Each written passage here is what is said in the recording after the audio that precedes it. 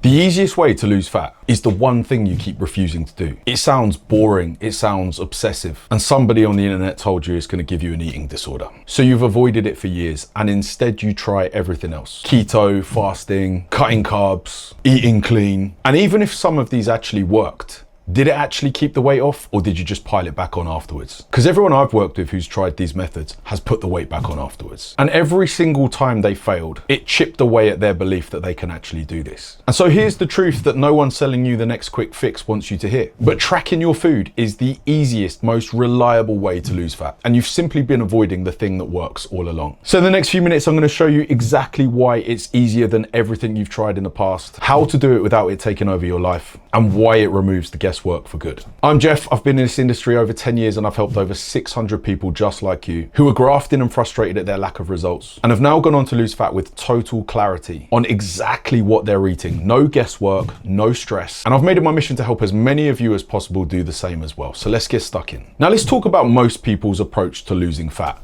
Eating clean. Now, eating clean fails because no clean food has 0 calories. You can eat chicken, broccoli, and rice all day and still gain fat. Clean is not a magic word that just deletes calories. Almonds, olive oil, peanut butter. These are all healthy, whole foods that contain a lot of calories that if you eat too many of them, you're gonna gain fat. They're all extremely easy to overconsume, despite being clean. Clean eating gives you an idea of what to eat, but it's not telling you how much. And in this game, data is key. So what is the real reason that you're avoiding tracking your food? Is it fear? The amount of times I've worked with people that are just scared to see how much they're eating. They're scared to then have to reduce that number to an amount that they think is gonna be unsustainable. But without the data, you don't know where to start. And the myth that it's obsessive and that it causes eating disorders and you shouldn't have to count, all of it is just removing the same thing. It's just an excuse, and the excuse is comfortable. Now let's think about this as well. What's actually less effort? Let's think about keto or fasting or cutting carbs, whatever it may be. I remember years ago in a job I used to have where a guy was doing keto and he had boiled eggs, cheese, and fucking bacon for his lunch. Who wants to eat this for lunch? Who is prepping this and taking this in a Tupperware for lunch?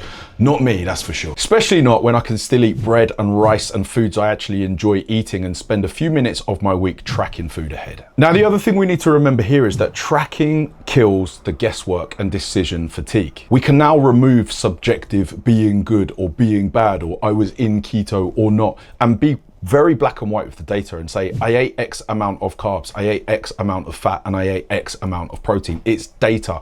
Your macros equal your calories. You can see this data over the course of the week and know exactly what's going on. So you can correlate this to the amount of fat that you're losing. And to anyone who doubts this, I've worked with over 600 people. I've taken over 80 people to photo shoot condition now. I'll pop some of them on the screen so you can see. These guys got shredded from tracking their calories. These guys weren't even eating meal plans. They were literally tracking their macros and getting into this sort of crazy condition. When you know your numbers, can I have this stops becoming a mental battle. The food has a number that either fits into your day or doesn't. No more guesswork, no more thinking, oh, this will do, literally data. And so here's how I track my food in less than 5 minutes a week. I use MyFitnessPal, but you can use any food login app. Their latest update is absolutely horrific. I know a lot of people have abandoned the platform, but I still use MyFitnessPal. I've saved all my favorite meals. That means I've named them whatever I want. Jeff's this, Jeff's breakfast, Jeff's this, Jeff's chicken and rice. I can then amend these amounts depending on what I'm doing. Whether my calories are high, I can up the portions. When they're low, I can bring the portions down.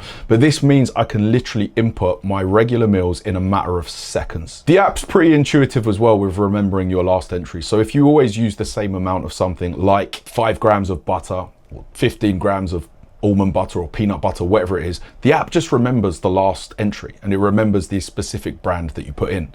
It's easy. Even better now if you can create some routine and consistency to your daily eating, which is something I encourage with my one-to-one clients, where we have repeatable breakfasts, repeatable certain meals of the day, or at least one of 2 or 3 meals that you can kind of have on rinse and repeat. If you save these meals, it's going to take you seconds, not even minutes, seconds to pre-log these meals and map out your day. Then you get to be flexible. Let's say you're going out for dinner in the evening, even if it's a last minute thing and you're heading out to a restaurant, you're able to have a look at your day, see how many calories you've got left, potentially potentially remove some calories from another meal so you can bank some calories for that meal out. And you start to be able to allow some flexibility in, unlike so many of the methods before where you can't have that, you can't do that, and it's extremely restrictive. And if you want to do this yourself, head to the description of my bio and download my 4-week tracker. I'll also send you my MyFitnessPal guide so you can get set up with tracking your calories and learn to be consistent with this over the period of 4 weeks and see just how much you can get done in 4 weeks when you actually do this properly. And if you found this video useful, don't forget to hit like, subscribe, drop a comment below.